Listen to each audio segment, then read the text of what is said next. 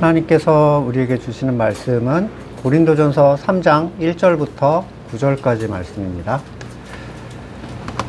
형제자매 여러분, 나는 여러분에게 영에 속한 사람에게 하듯이 말할 수 없고 육에 속한 사람, 곧 그리스도 안에서 어린아이 같은 사람에게 말하듯이 하였습니다.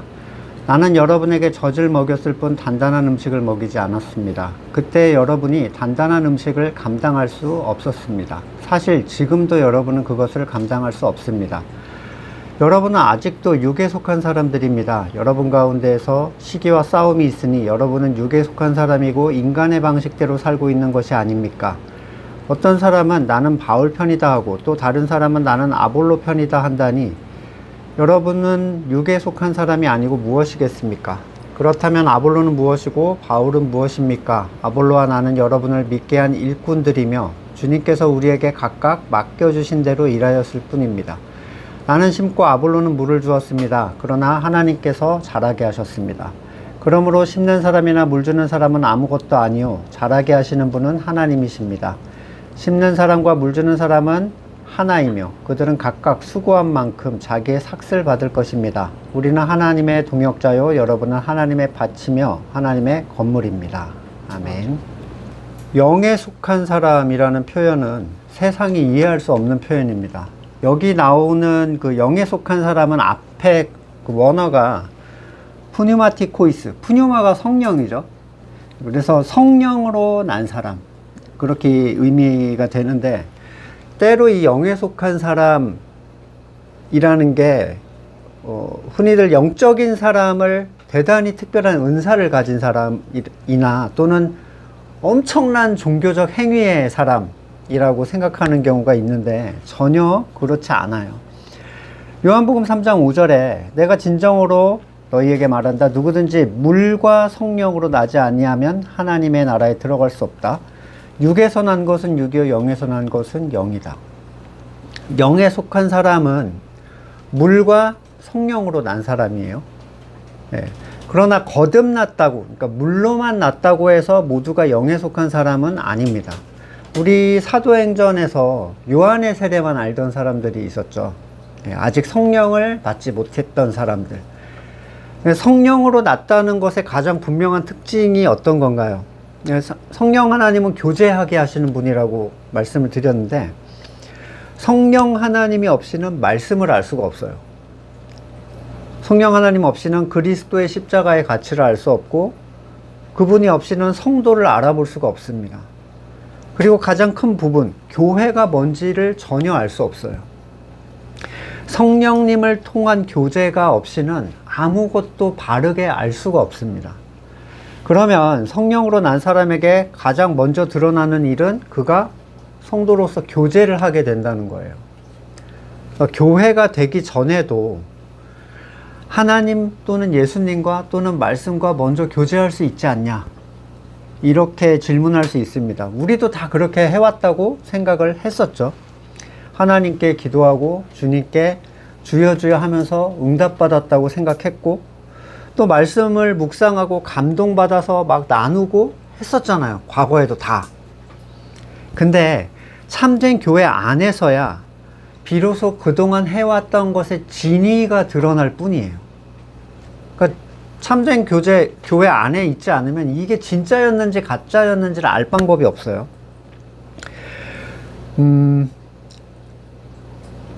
과거에 해왔던 것이 옳다고 전혀 의심하지 않고 살아왔다는 사실에서 그 증거가 충분히 우리한테는 드러납니다. 마태복음 18장 20절 두세 사람이 내 이름으로 모여있는 자리, 거기에 내가 그들 가운데 있다. 그러니까 최소 둘 이상을 언급을 하셨어요. 혼자는 왜 안 됩니까? 너무 아니 혼자 있는 것도 외로운데 혼자는 왜 안 되나요? 혼자는 자기 교회됨을 확증할 방법이 없습니다. 다른 신을 믿고 잘못된 신앙생활을 하면서도 나는 교회야 하면 끝인가요? 과거에 건물교회 교인들은 소망이 달랐죠.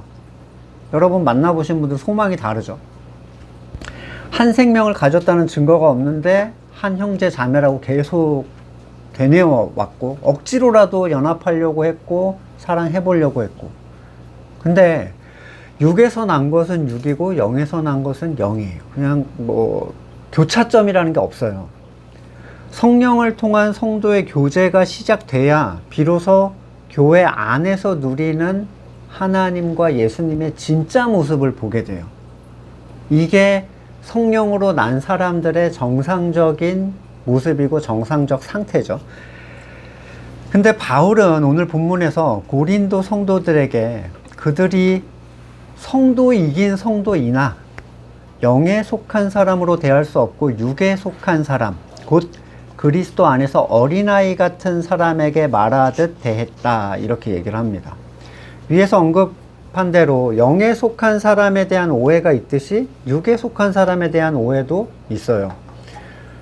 일반적으로는 세상적 즐거움을 추구하는 사람, 육에 속한 사람이다 이러죠.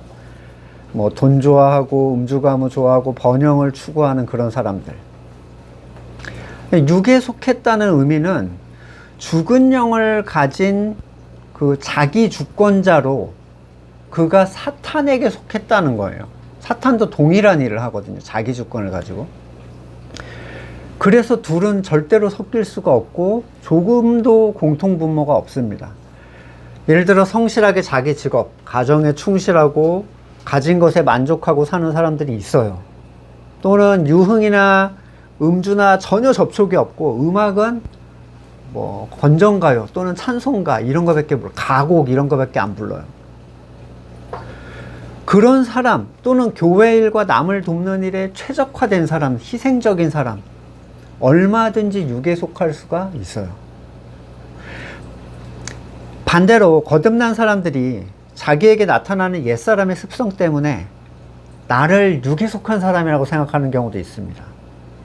절망해요. 영에 속한 사람은 옛사람의 습성이 나타나지 않는 사람이 아니에요. 근데 많은 사람이 그렇게 생각해요. 그런 사람은 존재할 수 없죠. 자기 옛사람의 특성이 안 나타나는 사람. 그런 사람이 있다면 어떻게 날마다 자기를 부인하고 자기의 십자가를 지겠습니까? 거듭난 사람에게는 옛사람의 습성이 끊임없이 나타나지만 그게 나타난다고 그게 육에 속한 사람은 아니라는 거죠. 영에 속한 자는 성령이 이끄는 교제 안에 있는 사람을 얘기하는데, 성령은 교제케 하시는 분이고 그 교제는 온전한 교회적 연합을 목표로 하고 있어요. 오늘 본문에서 바울이 말하는 육에 속한 사람과 영에 속한 사람을 나누는 기준은 굉장히 심플한데, 참된 교회 내에서 그가 연합하는가 분리되는가, 너무 간단하죠. 우리가 생각하는 종류랑 다른 거예요.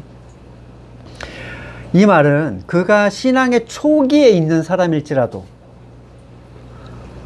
영에 속한 사람일 수가 있고, 그가 굉장히 오래 믿어왔어도 육에 속한 사람일 수가 있다는 얘기죠. 누군가 영에 속한 사람인가 아닌가를 판단하는 굉장히 좋은 기준이에요, 이게. 그가 연합되는 자인가 분리되는 자인가. 섞이지 못한다면 아직 뭔가 충돌되는 게 너무 많은 사람인 거예요. 자기 부인이 전혀 안 되고 교회적 연합의 목표를 잘 이해하지 못하는 사람인 거죠. 바울은 이 고린도 교회 사람들에게 젖만 먹였고 단단한 음식을 먹이지 않았으며 지금도 너네는 단단한 음식을 감당하지 못한다, 이렇게 평가하는데, 단단한 음식과 젖이라는 것의 차이는 어떤 건가요? 젖은 말할 것도 없이 그리스도의 십자가의 복음이에요. 왜냐하면 바울은 항상 시작부터 그걸 얘기해 왔거든요. 젖으로부터 시작하지 누가 단단한 음식부터 때려 넣겠어요. 십자가는 단단한 음식이 아니라 모든 성도의 근본을 만들어주는 기초이고 젖입니다. 그 십자가 안에 모든 것이 소화하기 쉽도록 들어있고 그것으로 자란 사람만 비로소 단단한 음식을 먹을 수 있는 성장이 일어나는 거죠. 이스라엘의 광야의 삶을 한번 돌아보겠습니다. 200만이나 되는 그들이 어떤 땅이나 작물도 없이 이 광야를 40년을 돌았는데 유일한 먹을 것이 되어준 게 만나예요. 민수기 11장 4절 보시면 이스라엘 가운데 섞여 살던 무리들이 먹을 것 때문에 탐욕을 품으니 이스라엘 자손들도 또다시 울며 불평했다. 누가 우리에게 고기를 먹여줄까? 이집트에서 생선을 공짜로 먹던 것 기억이 생생한데 그 밖에도 오이와 수박, 부추, 파, 마늘이 눈에 선한데 이제 우리 눈에 보이는 것이라고는 이 만나밖에 없으니 입맛마저 떨어졌다. 이 만나의 모양은 가시와 같고 그 빛깔은 부들러와 같았다. 자, 한 진에 내리는 단 하나의 음식이죠. 모두가 질리도록 먹은 그 똑같은 맛. 맛이나 다양하게 내리면 좋은데 맛도 똑같아요. 근데 그들은 이것만 먹고 광야를 충분히 살아남았습니다. 출애굽 2세대는 만나만 먹고 자란 세대라고 얘기를 할 수 있죠. 만나로만 연명하는 생활은 그들의 애굽에서의 생활을 잊게 하기에 충분할 것 같지만 아직 남아있는 1세대들이 여전히 불만을 가지고 있어요. 다음 민수기 본문이 출애굽을 한 지 38년 차, 거의 가나안 들어가기 직전의 상황입니다. 민수기 21장 4절. 그들은 에돔 땅을 돌아서 가려고 호르산에서부터 홍해길을 따라 나갔다. 길을 걷는 동안 백성들은 마음이 몹시 조급했다. 이 마음이 왜 조급했을 것 같으세요? 가나안 사람들과 전쟁을 통해서 크게 승리를 했어요. 기세가 쫙 올라가지고 지금 38년째면 준 40년이잖아요. 이제 때가 됐다고 생각했죠. 근데 에돔을 통과해서 가야 딱 가나안인데 갑자기 우회해서 뒤로 돌아가는 느낌이 드는 거야. 마치 그게 광야로의 회귀처럼 보였고 그들의 마음에 조급이 나타났죠. 마음이 조급해지면 항상 숨어있는 존재가 튀어나옵니다. 조급한 상황은 숨어있는 존재를 튀어나오게 만들어요.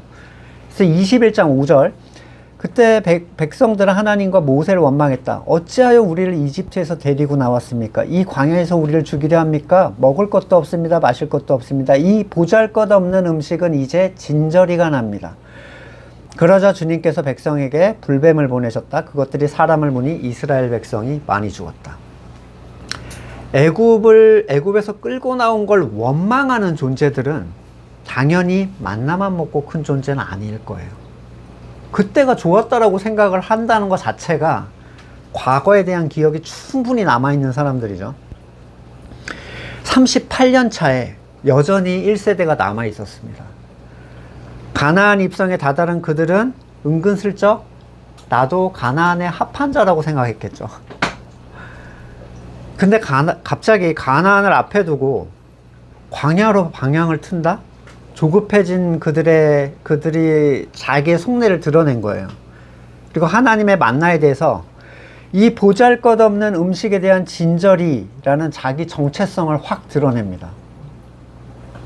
결국 그들은 불뱀에 물려 죽었는데 이때 죽은 대부분은 반드시 죽을 것이라고 한 1세대에 남은 사람들이 아마 거의 대부분이었을 거라고 저는 생각이 돼요. 자, 태어나서 밥만 먹은 사람은 치즈, 파스타가 나는 그립다 이런 사람 없죠. 한국 사람이 외국에 가면 밥을 그리워하지 않습니까? 만나는 그리스도의 십자가 그 자체예요. 요한복음 6장 32절, 예수께서 그들에게 대답하셨다. 내가 진정으로 너에게 말한다. 하늘에서 너희에게 빵을 내려주신 이는 모세가 아니다. 하늘에서 참빵을 너희에게 주시는 분은 내 아버지다. 하나님의 빵은 하늘에서 내려와 세상에 생명을 주는 것이다. 그들은 예수께 말했다. 주님, 그 빵을 언제나 우리에게 주십시오. 예수께서 그들에게 말씀하셨다. 내가 생명의 빵이다. 내게로 오는 사람은 결코 줄이지 않을 것이요. 나를 믿는 사람은 다시는 목마르지 않을 것이다. 새롭게 태어난 존재들은 광야에서 그리스도의 십자가라는 공통 분모 앞에서 항상 모든 걸 채우고 있었어요. 물론 그들의 옛자아는 그걸로 만족하지 못했겠죠. 우리의 새 사람은 늘 그걸로 만족을 해왔어요. 그래서 바울은 얘기하죠. 내 안에 다른 존재가 있다. 광야는 옛 자아를 처리하는 곳, 옛 자아가 죽어가는 곳입니다. 광야를 따라 돌다 보면 우리의 옛 생명은 죽어가고 점점 만나만 먹어도 충분히 살 수 있는 존재가 되어가요. 그때야 비로소 가나안이 허락이 되는 거죠.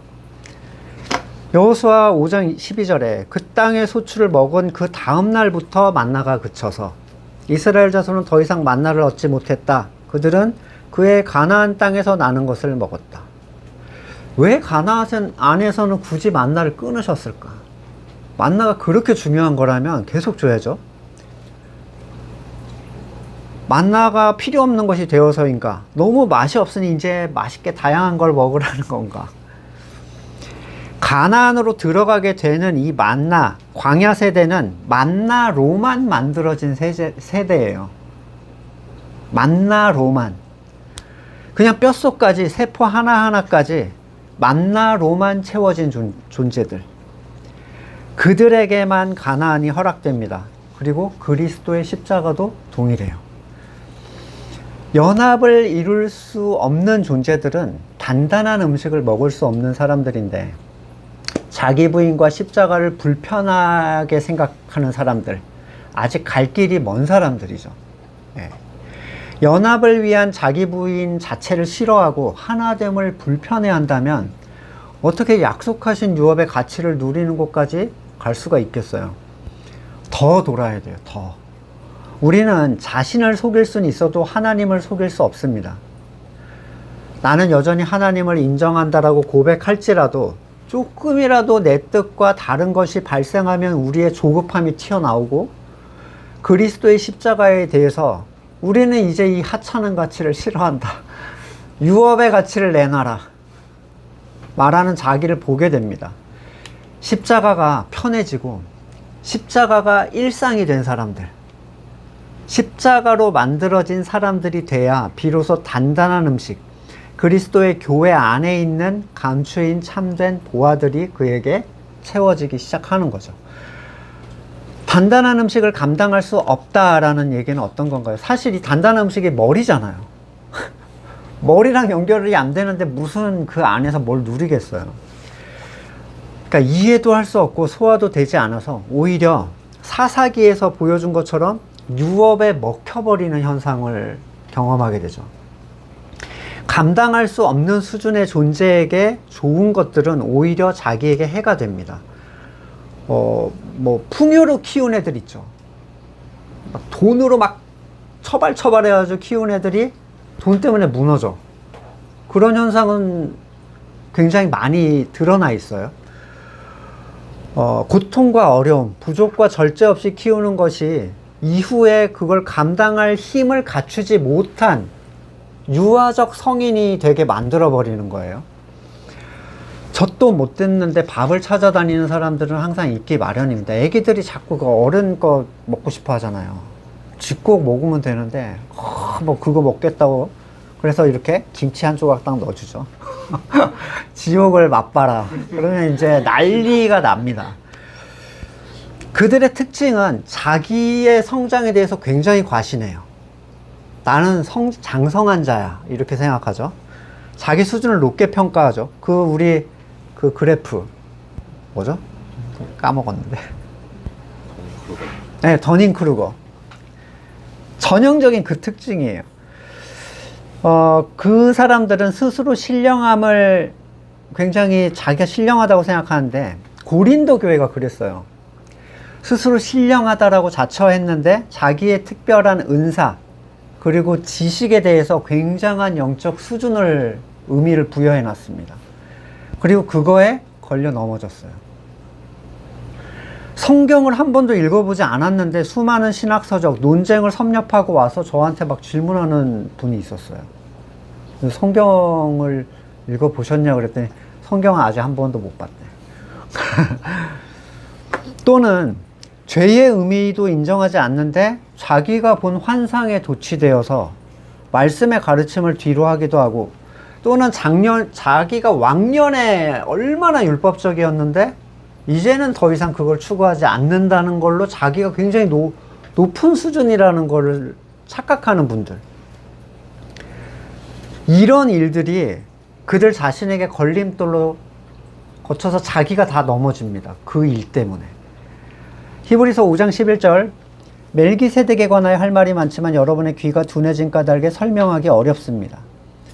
시간으로 보면 여러분은 이미 교사가 되었어야 할 터인데 다시금 하나님의 말씀의 초보적 원리를 남들에게 배워야 할 처지에 놓여 있습니다. 여러분은 단단한 음식물이 아니라 젖을 필요로 하는 사람이 되었습니다. 그들은 이런 처지에 놓였고 다시 퇴행한 거예요. 좀 먹다가 갑자기 이웃이 아픈 사람들이 이렇게 막 죽 같은 거 먹듯이 지식, 은사 이런 거 다 필요가 없어요, 사실.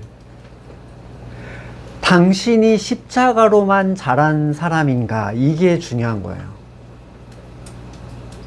십자가 하나로 큰 사람인가. 젖을 먹고 사는 이는 5장 13절 아까 그 히브리서 이어서 아직 어린아이이므로 올바른 가르침에 익숙하지 못합니다. 가르침 자체가 소화가 안 돼요, 이 사람들은. 그러니까 가르침을 우리가 말씀을 계속 하나의 말씀으로 이렇게 나가다 보면 말씀에 튕겨 나가 버려요. 그러나 단단한 음식물은 장성한 사람들의 것입니다. 그들은 경험으로 선과 악을 분별하는 세련된 지각을 가지고 있는 사람들입니다. 단단한 음식은 장성한 사람들의 것인데 십자가의 복음이 그 안에 단단히 자리 잡아서 무엇이 그 십자가의 가치에 합하고 그렇지 않은지를 경험으로 분별하는 세련된 영적인 지각을 가진 사람들이라고 얘기를 해요. 쉽게 말하면 잘못된 것에 휩쓸리지 않는 십자가의 기둥이 그 안에 있어요. 참된 유업을 지킬 수 있는 경험적 지식을 가진 사람들이에요. 광야의 여정이 그리스도의 십자가라는 만나로 채워져서 그게 우리의 모든 영역에 충분히 차고 오르면 그때는 우리는 비로소 가나안의 유업, 그러니까 단단한 음식을 먹고 풍요함을 누릴 수 있는 때가 옵니다. 그리스도의 십자가로 자기를 채우는 사람들은 그 안에 숨은 옛사람의 습성이 숨어 있는 그 모습을 발견하게 돼요. 그리고 그 인고의 세월을 광야에서 거치면 이제는 그리스도의 십자가로 자기를 채우는 게 그냥 일상이 되는 사람들 시기가 오겠죠. 그게 너무 익숙해져서 다른 걸로는 채우는 걸 나는 알지 못하겠다. 이때가 되면 그들은 하나님의 때에 교회라는 가치 안에서 누리는 유업이라는 걸 누리게 됩니다. 광야는 십자가라는 동일한 가치로 채워나가는, 그래서 하나가 돼가는 자리예요. 근데 누군가에게 이 유업을 누릴 준비가 되지 않았다는 가장 중요한 포인트가 바로 3절에서 말하듯이 여러분 가운데서, 그러니까 이 교회라는 그리스도의 몸 안에서 시기와 다툼이 일어나고 있다는 사실. 그게 너네가 아직 안 컸다는 얘기야, 이 얘기예요. 그러니까 감정적으로 막 누가 너무 막 좋고 이렇게까지는 안 해도 괜찮습니다. 그거는 시간이 지나면 성장하고 알게 되면 이루어지는 현상이에요. 근데 상대를 분명한 그리스도의 지체라고 인식하면서도, 그러니까 이 인식은 자기 선의 무가치함, 인간의 의의 무가치함을 알고 그걸 인정하고 있는 존재라는 것을 알면서도 그를 본질이 아닌 다른 이유에서 미워하고 꺼려하고 거리를 두는 그 모든 무가치함에도 불구하고 나와 맞는 특별한 존재와 공유할 수 있는 어떤 걸 통해서 전체와의 분리가 일어나고 있다면, 그를 두고 바울은 육에 속한 사람, 여전히 젖을 먹어야 하는 어린 신자라고 얘기를 하는 거예요. 그는 단단한 음식이 주는 가치를 누릴 수 없고 먹어봤자 해가 됩니다. 성령으로 난 사람의 목적이 하나됨이잖아요. 하나됨일진데 분리를 추구한다는 것 자체는 그가 아직 그리스도의 십자가의 의미를 알지 못하고 있다라는 얘기라는 거예요. 거듭난 성도에게 있어서 나는 어떤 이유 때문에 너랑 섞일 수가 없다라는 건 존재할 수 없어요. 그쵸? 예를 들어 데나리온 빚진 자 비유랑 똑같은 거예요. 다 10,000달란트 탕감 받았는데 쟤도 탕감 받은 애가 10,000달란트. 근데 네가 나한테 100데나리온 그거 하기 전에 너는 나랑 가까이 할 수 없어. 이건 말도 안 되는 얘기라는 거죠.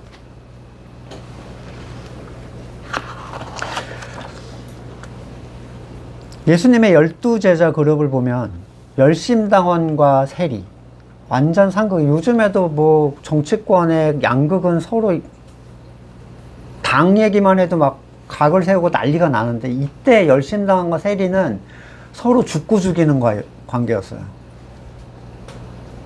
부자와 가난한 사람들이 한데 뒤섞여 있었습니다. 이 12제자 그룹에. 그리고 완전히 그리스도로 하나가 되어버렸죠. 세상적으로 볼 때 절대로 섞일 수 없는 그러한 차이는 그리스도의 십자가 아래 아무런 의미가 없는 것들입니다. 아나니아는 기독교인들을 잡아 죽이던 바울이 신도가 되었을 때 굉장히 당황했어요. 하나님의 뜻은 신자가 거듭나기 전에 어땠었는지, 또는 그가 가진 옛사람의 특성이 어떤지, 이거는 중요하지 않아요. 진짜 문제는 정말로 그가 거듭난 것이 맞는가, 이게 문제죠. 그것만 확실하다면 다른 건 문제될 게 없다는 거예요. 그래서 참된 세례가 중요하다는 거예요. 그가 그리스도인, 광야에 나온 존재라는 서로 간의 확증의 표시이기 때문입니다. 이 세례라는 게. 지금처럼 세례가 남발되는 시기에 세례의 의미는 점점 중요하지 않은 거, 싸구려, 주면 받아주는 거. 당시 고린도 교회에서도 세례를 교세 키우기 수단으로 활용을 했었죠. 하물며 지금 건물교회의 분열 상황이라는 게 이해가 되는 거예요. 왜 교회가 이렇게 갈갈이 찢어졌는가. 세계적으로 기독교 교파는 5만 개가 넘습니다. 한국에만 등록된 단일 교단이 24년 기준에 374개. 장로교만 100개가 넘어요. 찢어지고 계속 찢어지는 거예요. 미친 듯이. 교회가 아니에요. 찢어질 수 없어.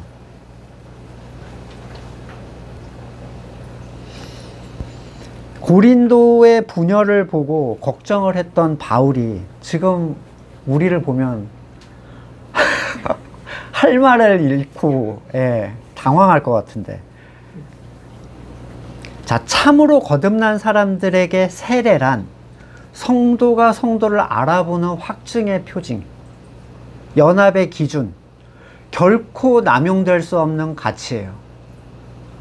바울은 아볼로와 자기를 분리시켜서 받아들이려는 사람들에게 자기들은 믿게 한 일꾼일 뿐이다. 8절에서 심는 자와 물 주는 자는 하나다.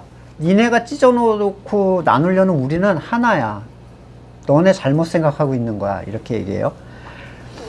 그것도 자기들의 열심으로 성취한 어떤 것이 아니라 주님께서 각각 맡겨주신 대로 일한 사람들이다. 맡긴 것을 맡기신 분의 의도대로 감당한 사람들을 청직이라고 하죠. 그들은 맡은 그대로를 그분의 방식대로 감당한 거예요. 그래서 자랑할 게 없죠. 바울은 자신과 아볼로의 역할에 대해서 자신은 심고 아볼로는 물을 주었다, 이렇게 얘기합니다.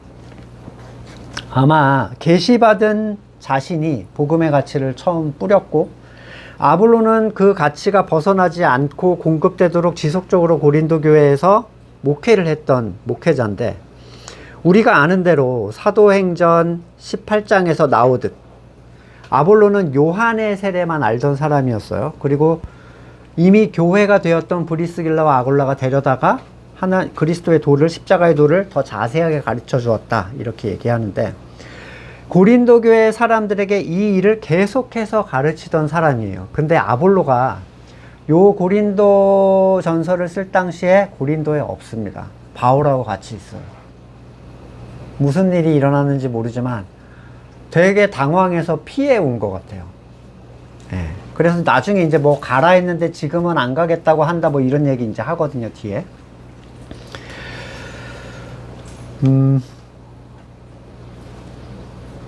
바울과 아볼로가 다른 것을 말하지 않았잖아요. 같은 걸 말했기 때문에 그들은 하나였지만 그걸 전해주던, 지도하던 그룹들, 그러니까 장로 그룹이나 리더 그룹에서 사람의 욕심을 따라 그들을 따로 추종해서 다른 세력을 만들려고 했던 게 문제가 됐고, 그것을 분별할 성숙함이 없던 성도들은 그 중에 하나를 택해서 같이 찢어져 나가기 시작한 거죠.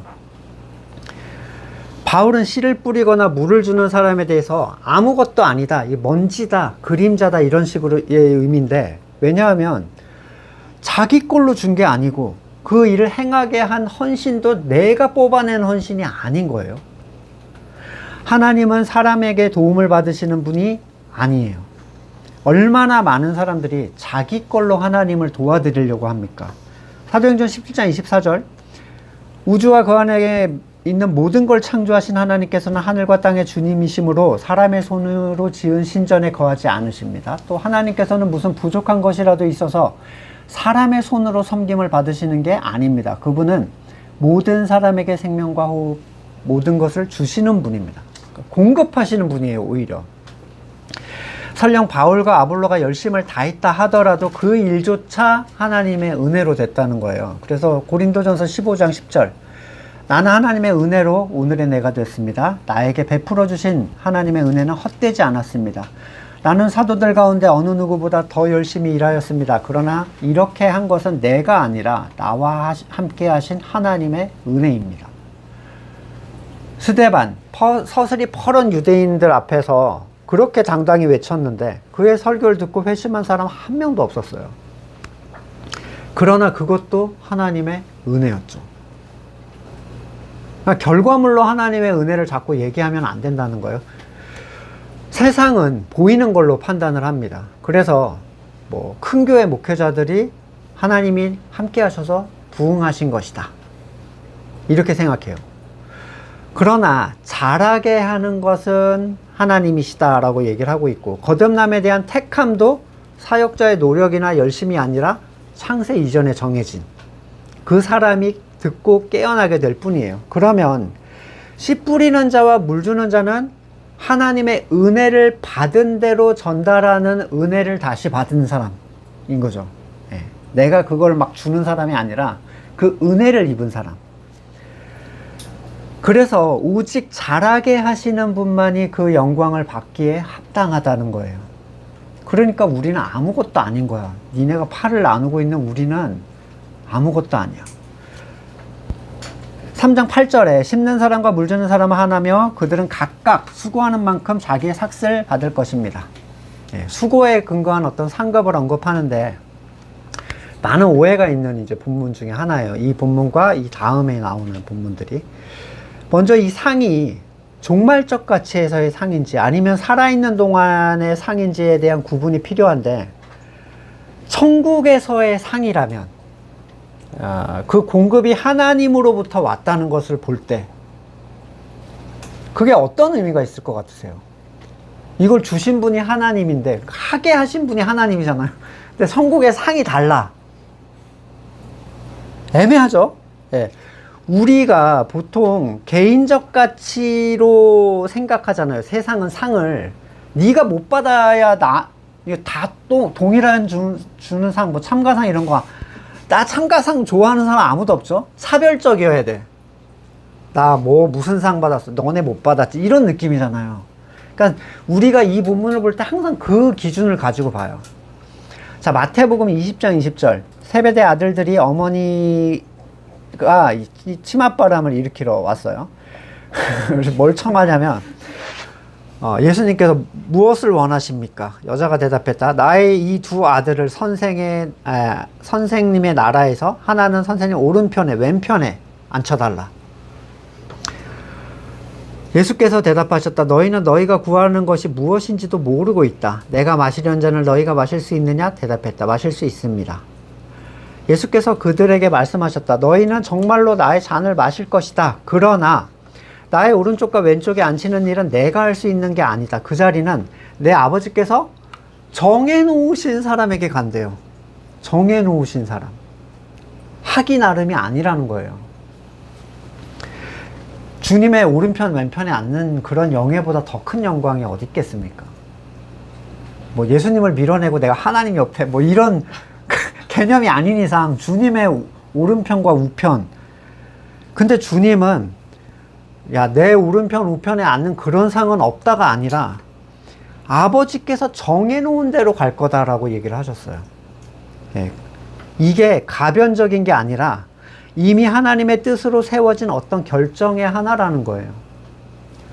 예. 누군가의 노력이나 의도로 성취될 수 또는 바뀔 수 없는 것.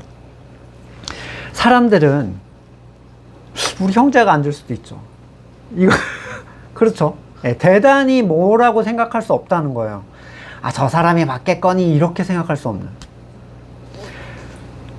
사람들은 이런 상을 전체와 분리된 존재로서 내가 열심히 해서 받는 상급이라고 생각을 해요. 나라는 존재를 전체와 분리하는 순간 그는 이미 젖을 필요로 하는 사람이 돼버리는 거예요. 이미 이 오늘 본문 안에서 대혼동이 일어나는 거죠. 아, 그럼 나는 상을 추구해야지 하는 순간 상을 근처에도 못 가는 사람이 돼버리는. 내가 취하려면 상대를 제껴야 되잖아요. 다시 말해 그가 받는 상이라는 게 분리된 개인 차원의 높임의 개념이 될 수는 없다는 거죠. 때로 이 상급이 차등 상급의 개념으로 설교되는 경우가 있습니다. 뭐 들어보셨죠? 천국에서 개털 모자냐, 황금 면류관이냐, 뭐 이런 거. 그러나 맡은 것을 잘 감당한 일이 하나됨에서 분리되는 차원이 아니라는 거 하나. 그 일을 잘 감당했다는 것 자체가 주신 은혜를 벗어나서 개인의 성취 영역이 될 수 없다는 것. 이 전제로 보면 우리가 기존에 생각했던 어떤 세속적 가치에서의 상급 개념은 아니라는 게 분명해요. 그러나 또한 구원이라는 가치 이외에 어떤 상급이 없다라고 얘기하기에는 수고한 만큼 자기의 삭스를 받는다 는 개념에서 동등한 것이 아닌 다른 뭔가를 주는 것 같다라고 이렇게 표현을 해놨다는 거예요. 그래서 바울이 사역자의 어떤 몫에 대해서 말하는 다른 본문을 찾아볼 수가 있는데 고린도전서 9장 11절 우리가 여러분에게 영적인 것으로 씨를 뿌렸으면 여러분에게서 물질적인 걸 거둔다 해서 그게 지나친 일이겠습니까? 다른 사람들이 여러분에게 이런 권리를 가졌다면 하물며 우리는 더 그렇지 않겠습니까? 그래서 이제 성전에서 일하는 사람은 성전에서 일하는 걸 먹고 제단에서 일하는 사람은 제단의 재물을 나누어 가진다. 이와 같이 주님께서도 복음을 전하는 사람들에게 복음을 전하는 일로 살아가라고 지시하셨습니다. 그러니까 만약에 사역자에게 맡겨주신 일을 감당할 수 있도록 살아감에 대한 어떤 돌보심 정도로 이해를 한다면 그게 지체됨이나 교회적 연합, 하나님의 은혜로 이룬 일에 대한 충돌이 전혀 생기지 않겠죠. 그리고 지금 일한 대로 삭스를 받을 것입니다가 이 사람들이 지금 사역자를 얘기를 하고 있는 거잖아요. 그래서 복음을 전하는 사람이 복음 전하는 일로 살아가게 하신 하나님의 어떤 베푸심에 대한 얘기로 볼 수도 있고, 또 하나의 관점은 그의 깨끗한 통로됨에 대한 하나님의 인정, 신뢰와 더 많은 가치의 청직이 됨에 대한 얘기가 있어요. 마태복음 25장 21절 그의 주인이 그에게 말했다. 잘했다. 착하고 신실한 종아. 네가 적은 일에 신실했으니 이제 내가 많은 일을 내게 맡기겠다. 와서 주인과 함께 기쁨을 누려라. 굉장한 상급이죠, 이것도. 더 많이 맡기는 것으로 봐서 이건 종말적 결산이 아닙니다. 그렇죠? 현세적 결산이에요. 생전에 누리는 영적 가치에 대한 하나님의 어떤 신뢰, 그리고 그 풍성한 유업에 대한 누림, 이런 것들로 볼 수 있어요. 그래서 누가 마태복음 24장 45절 누가 신실하고 슬기로운 종이겠느냐, 주인이 그에게 자기 집 하인들을 통솔하게 하고 제때 양식을 내주라고 맡겼으면 그는 어떻게 해야 되겠느냐. 주인이 돌아와서 볼 때 그렇게 하고 있는 종은 복이 있다. 내가 진정으로 너에게 말한다. 주인은 자기 모든 재산을 그에게 맡길 것이다. 네.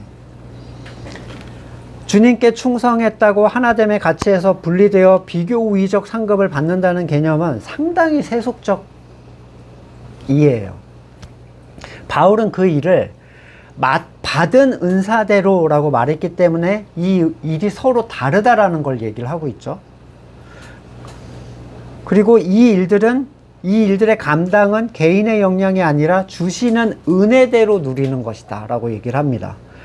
상이 전체 개념에서 분리된 개인의 영역이면 천국에서는 누구 부러워하고 부끄러워하고 천국에서 찌그러져 있고 저 구석에서 개털 모자수 이런 한 지체로 볼 때 여러분 지체가 오른손과 왼손이 서로 팔씨름을 하세요? 아싸 하면서 맨날 넌 나한테 안 돼 이러는 지체가 있어요? 말도 안 되는 얘기인 거예요. 영예가 다를 수 없습니다. 머리의 영광이 전체의 영광이에요. 세상이 생각하는 류의 그런 상급은 절대 아니라는 거. 그래서 이 상급은 지체 간의 경쟁이 의도되지 않는 상급, 질투와 실망이 나타나지 않는 상급, 하나님의 영광됨이 드러나는 상급, 하나됨이 결코 깨지지 않는 상급이에요. 나의 의도가 영향을 끼칠 수 없는 상급. 고린도전서 15장 10절 그러나 나는 하나님의 은혜로 오늘의 내가 됐습니다. 아까 우리가 찾아본 본문인데 누구보다 열심히 일했지만 이건 내가 한 게 아니라 하나님의 은혜다. 누구보다 수고했으나 하나님의 은혜로 된 거라면 어떻게 비교 우위가 되겠어요? 하나님이 그렇게 하기로 하셔서 만드신 건데 사람의 능력과 노력으로 다른 지체보다 뛰어날 수 없고 하나님의 능력을 입은 사람이라면 더더군다나 서로가 치고 올라가려는 의도를 발생하지 않습니다. 머리 대신 그리스도의 순종을 생각해 보세요. 히브리서 1장 3절 그는 하나님의 영광의 광채시여 하나님의 본체대로의 모습이십니다. 그는 자기 능력 있는 말씀으로 만물을 보존하시는 분이십니다. 그는 죄를 깨끗하게 하시고 높은 곳에 계신 존엄하신 분의 오른쪽에 앉으셨습니다. 하나님의 오른쪽에 앉으셨어요. 정점, 완전 정점이잖아요. 예수님의 순종은 하나님의 능력을 가장 온전히 입은 성취의 정점이었는데 그분의 교회된 누구도 그분의 머리 되심을 질투하거나 주님 때문에 나는 찌그러져서 구석에 가 있어 이런 사람 아무도 없죠. 이 주님의 개인 역량이 아니라 이걸 하나님의 은혜라고 다 얘기를 하잖아요. 그리스도의 그 왕좌에 앉으심. 그분의 좌정하심은 모두에게 기쁨과 감사가 됩니다. 한마디로 머리의 영광이 하나님의 의도라는 거예요. 자, 디모데전서 3장 13절 집사의 직분을 잘 수행한 사람은 좋은 지위를 얻고 그리스도 예수를 믿는 믿음에 큰 확신을 얻게 됩니다. 이 사람들은 결국에 공동체적 관점에서 큰 힘을 얻지만 그게 결코 질투나 개인적 영역의 비교 우위의 개념이 아니라는 거예요. 그래서 3장 9절 오늘 본문 3장 9절 보면 우리는 하나님의 동역자요 여러분은 하나님의 밭이며 하나님의 건물입니다. 하나예요. 다 하나. 바울인 9절에서 우리 그 예로 들었던 자기와 아볼로 하나님의 동역자로 하나임을 얘기를 해요. 당연히 하나의 일을 하고 있다는 거죠. 하나님의 함께 동참한 은혜를 입은 사람들. 그리고 성도들은 하나님의 밭, 하나의 밭이에요.